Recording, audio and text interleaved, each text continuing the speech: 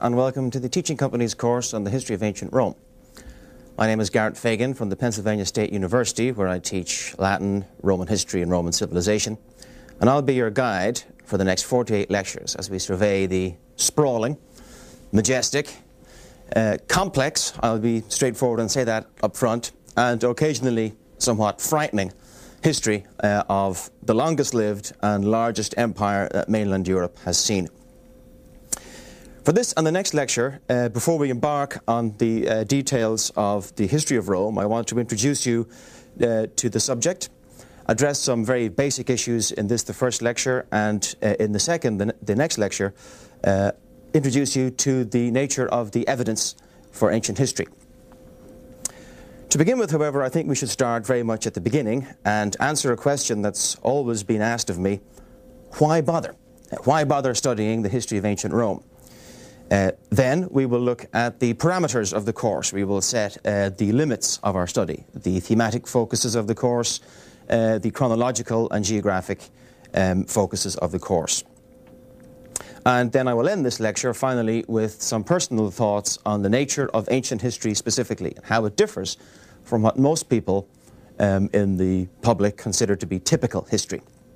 So that's the outline of this lecture. First of all, why study ancient Rome at all? I'm often asked that. Most recently, about 3 days ago. Someone said, "What do you do?" I said, "Oh, I teach ancient history." Why? You know, it pays well. Isn't really the good answer. What is the reason for studying the ancient world, and specifically Rome? Well, I believe the answer to that is quite complicated, and again, it's a very personal answer. Different people will give you different answers to this question. But I think the overwhelming reason is that Rome has exerted a continuous and profound influence on the history of not just Europe, but of the Western world, because of the dominance of the Western world in the global forum of the whole world. The heritage of ancient Rome is vast, and I will give you just one example from the complicated mosaic of how this heritage has been transferred to us. This is the Grand Tour, the so-called Grand Tour that was very popular in the Renaissance right through to the 19th century, but especially popular among British noblemen, noble youths, especially men, in the 18th century.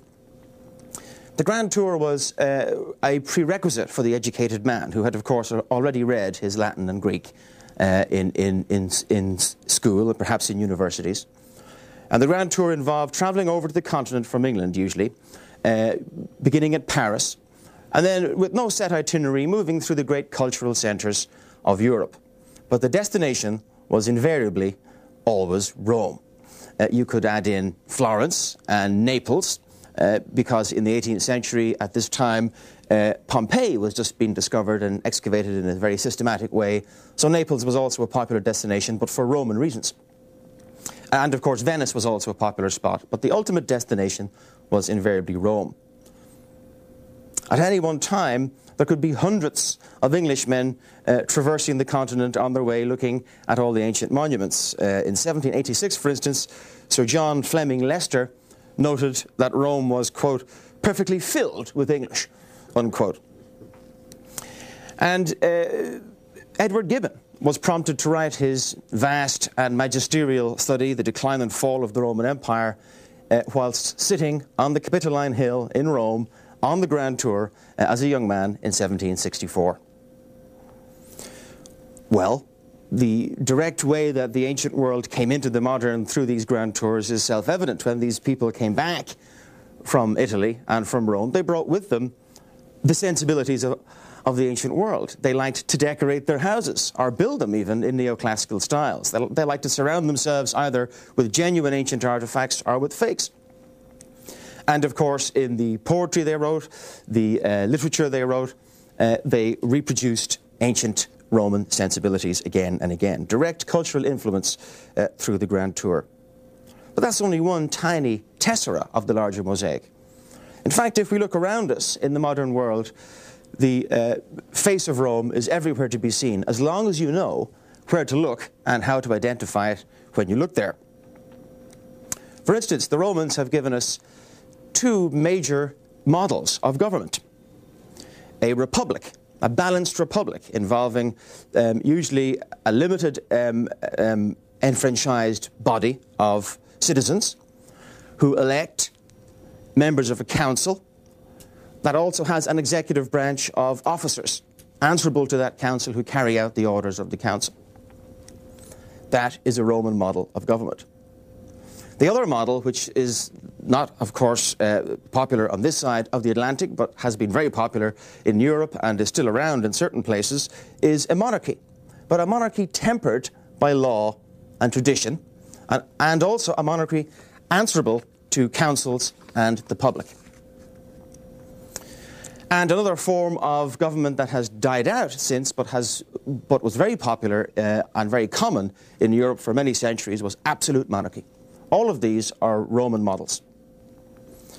In the case of the United States of America, for instance, the founders were unequivocally and directly influenced by their knowledge of the ancient Roman past in formulating the Constitution. In fact, recent books on the subject have emerged that bring this out absolutely clearly.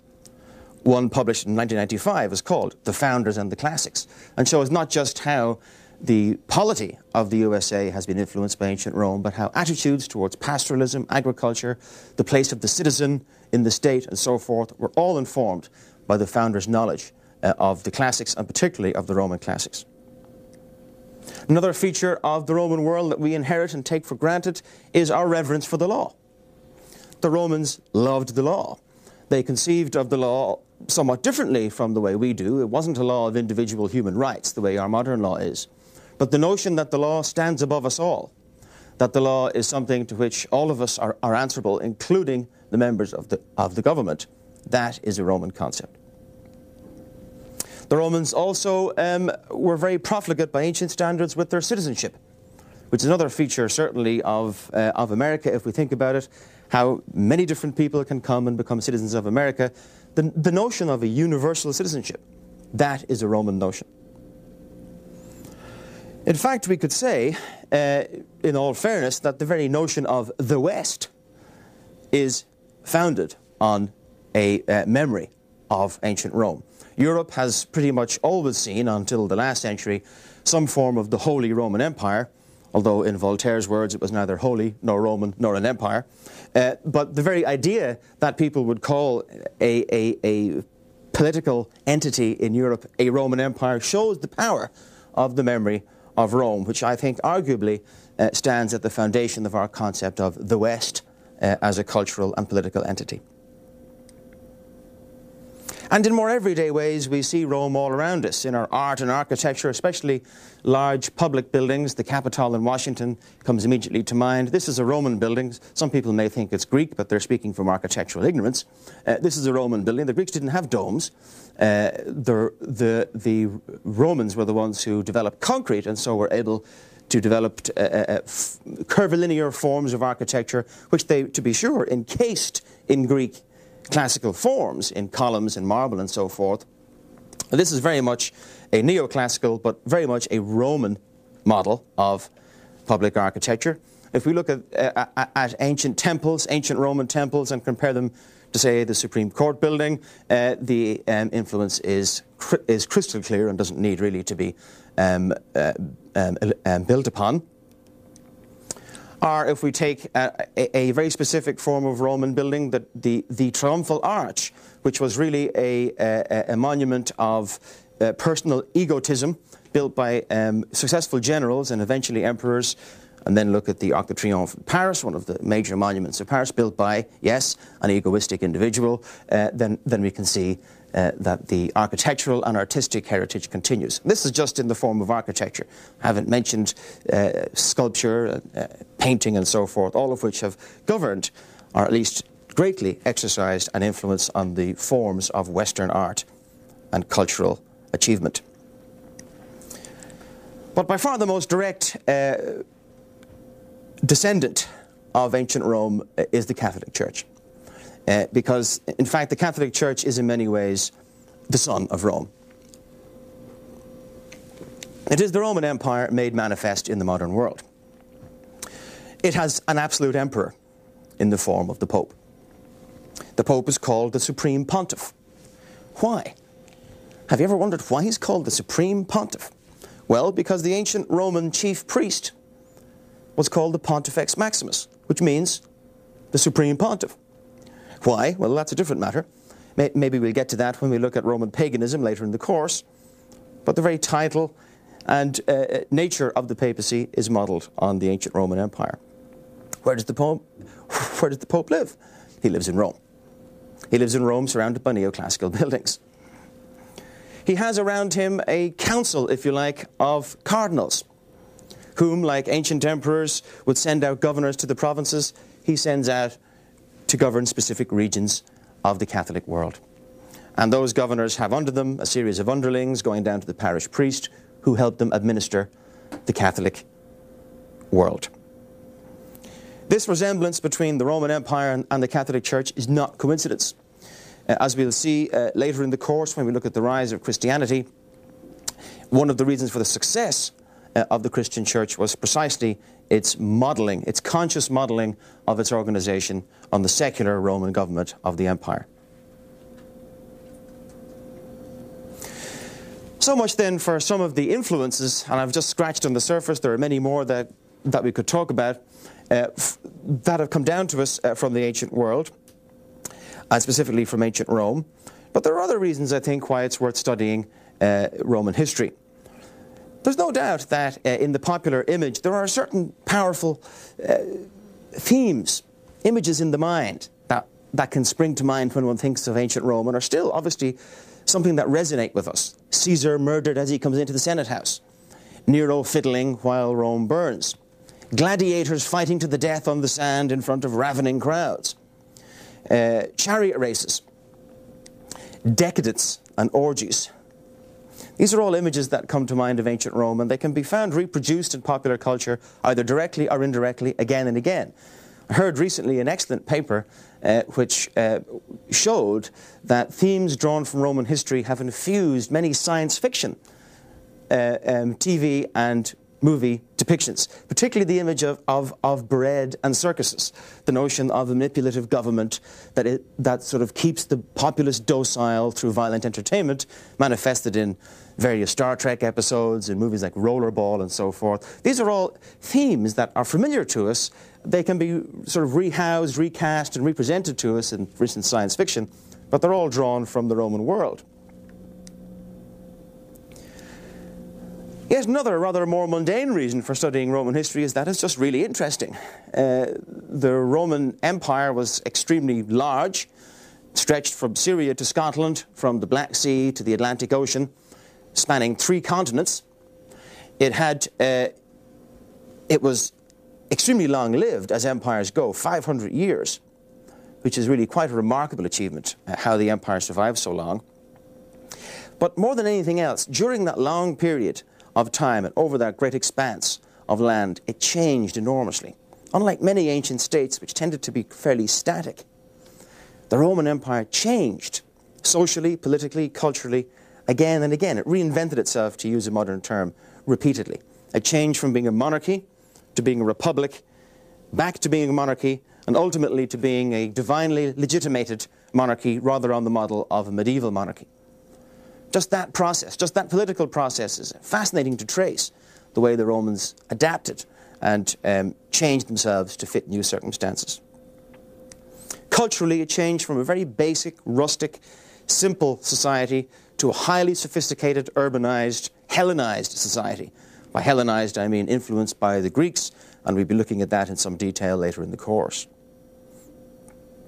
So the long period of Rome's survival, when coupled with the success of the empire, and when coupled with the way it changed over times, I think makes for the study of ancient Rome to be a very, very interesting and fascinating subject in and of itself. Well, I hope that answers the question why. I think I've just advanced, as I say, some personal reasons why I believe the study of the ancient world is so valuable, and the study of ancient Rome in particular. And what I want to do now is set the parameters for the course to focus on what we will be looking at, and I suppose just as importantly what we will not be looking at over the course of the coming lectures. When you do the history of any subject, especially one as vast as ancient Rome. We're covering maybe 1,500 years of history here. There are so many things that could be looked at that we're going to have to cut and paste, if you like, and focus on certain things to the detriment of others. I believe that the political and military history of Rome is the core of the subject, and we will be looking at that in no uncertain way. We will be focusing on the development of the Roman state along the lines I have just mentioned, and we will be looking at the rise and maintenance and eventually the fall of the Roman Empire in the West. We will also look at some, I suppose, what can be described as broadly social historical issues. What was Roman society like? What was it like to live there? What were the Roman social attitudes like? What were their families like? Why did they have slaves, and what was the life of the slave like? What did they do for entertainment and relaxation? What were their religious beliefs like? Why did Christianity emerge as the dominant religion of the Roman Empire? Under what circumstances did that happen? After years of persecution, how did Christianity emerge out of the sort of roiling mass of religions that made up the Roman Empire? Those sorts of social, historical, cultural issues are something that we will be looking at as well. What we will not be looking at, unfortunately, are artistic and cultural matters in any great detail. I've just talked about Roman architecture and its influence on monumental, especially public, secular architecture of the modern era, but that's something that we will not have time to look at. It's really a subject in and of itself. A course on Roman art history would be something that could occupy easily 48 lectures without any difficulty. Likewise, we won't have much time to look at matters literary. The rise, development, and nature of Roman literature is not something that we look at in detail. We will, of course, have to address authors. We will look at certain authors who are important for historical reasons and as sources for the ancient world, but we will not have time to examine the course of Roman literature, the history of Roman literature in and of itself. That's something that we'll have to leave to aside. So similar issues like that, cultural issues really, are something that we will perfunctorily look at, but we're not going to be able to examine in any great detail. Second, chronological parameters. What are we going to set by way of chronological limits on the course? I suppose technically ancient Rome starts around 1000 BC, and technically, if we include the Byzantine Empire, which was the Eastern Roman Empire, which survived after the fall of the Western Empire, it technically ends in AD 1454. No, we're not going to cover all that territory. It would simply be impossible. The main focus of the course will be up until the collapse of the Roman Empire in the West, which is traditionally dated to AD 476. But I'll be even more specific. We will actually focus especially on what's often called the central period of Roman history, that period which stretches from about 300 BC to AD 300. The reason I'm setting those limits is that the study of late antiquity, of the period of the Christianized Roman Empire, is an immensely complicated one. And it's worthy of a course in and of itself, because in the view of many modern scholars, late antiquity bleeds into medieval Europe, and we're not going to take the story down to the medieval period. So our chronological limits then once more will be roughly focusing on the period 300 BC to AD 300, but we will of course look at the early Roman period. I will cover the issue of late antiquity and the fall of the Roman Empire, but I'll do so in less detail than I will the really central core period of classical Roman history. In geographic terms, we will follow the rise of the Roman Empire from a small hamlet of shepherd huts overlooking the river Tiber in Italy to a colossus that bestrode the then known civilized world. So our geographic parameters will basically be dictated by the activities of the Romans themselves, which were really quite energetic, as we'll see. I want to end the lecture with some very personal thoughts again on the nature of ancient history and introduce the themes and methods and approaches of ancient historical research, which, in the view of many, differ in significant ways from what most people consider typical history. If one was to be guided by what history is by looking at television, one would be convinced that history is Hitler, basically, because he seems to show up every time there's a history show. We get Hitler or World War II, are generally more recent events. It's not hard to see why, of course, television requires moving pictures, and it's only in the more recent history that we have those available to us. But the study of modern history is indeed something which has a very set quorum of methods to it. And ancient history, of course, shares many of those methods with modern history, but with some significant differences. Firstly, to make a sweeping generalization, what is history? Well, history is, I suppose, broadly speaking, a two-part process.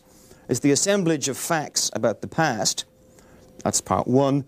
Part two is it's the interpretation of those facts. It's all well and good to know that the Battle of the Somme started on the 1st of July 1916, but what's the meaning of the Battle of the Somme? Why is it important? Why should we know that? Why should we look at it at all? That's the issue of interpretation. Now, ancient history is, of course, like all history, pretty much, in its broad outline, of that shape. You assemble facts and you try to interpret them. But the biggest difference between ancient history and the study of more recent periods is the problem of the evidence. I'm going to devote the whole next lecture to the issue of what the ancient evidence is, but right now let me just introduce you to the problem and outline the sorts of limits it places on our knowledge and the way ancient history is done. If you were to write, or attempt to write, a history of the US Congress as a single individual, in which you incorporated the development of the physical environment in which the Congress appeared, the constitution of the Congress, every statute that was ever put out by the Congress during its history, the relationship of the Congress to every president who's ever been sitting, the various influential individual congressmen and senators who have sat at one time or other in the US Congress, you would be facing an impossible task. The volume of material you would have available to you would make it impossible for one person to do that. But because in the ancient world there's a limited body of material, it is possible to write a book with the title The Senate of Imperial Rome, or The Magistrates of the Roman Republic, covering 500 years of history in a single or maybe a two-volume work. It is possible for one person to master the evidence because there's a limited body of ancient data. And that is the single greatest difference between the study of ancient history and the study of more recent periods. The body of ancient material is finite. It's mostly pretty well known. It has been known for most of its history, or at least for most of the history of the scholarship on the ancient world. It's also patchy and often contradictory. And this makes for the study of the ancient world, well, it makes it a very difficult and challenging business. I'll give you an example. It's estimated that of all the literature that was written by the Greeks and Romans combined, of all the stuff that was originally out there, maybe in the Library of Alexandria or in the great libraries in Rome, of all that material, less than 5% has survived. We have less than 5% of the literature that was originally out there. We have authors that we don't even know existed. We have authors, we know the names of them, we might know what they wrote about, but we don't know anything else about them. Some authors survive almost entirely. Some authors survive in various percentages of their work, survive completely, or they survive in summaries written by later writers. So there's a patchy, shifting, I suppose, body of material. Very, very difficult to master it. I've heard it said, I really like this analogy, I can't remember where I came across it, but I've heard it said that studying the ancient world is like looking into the palace at Versailles through keyholes. You're able to see certain things extremely clearly. Other things are a bit blurry at the edges of your keyhole view, and there are whole wings that you simply can't see. There are whole floors and wings and levels of the palace that we can't see. There are areas of the ancient world that are inaccessible to us by the nature of the evidence that we have presented to us, or that has survived over the intervening centuries. This makes the establishment of the facts in ancient history often a lot more difficult than it is in more modern periods. No one really doubts that that the Second World War started when it did. People know the exact minute when John F. Kennedy finally passed away, and so on. But establishing fundamental facts like that in the ancient world and in the study of Rome is often very difficult. We do know, for instance, that Caesar was killed on the 15th of March, 44 BC. But other things are far less clear to us. The order of events is often a matter of tremendous debate.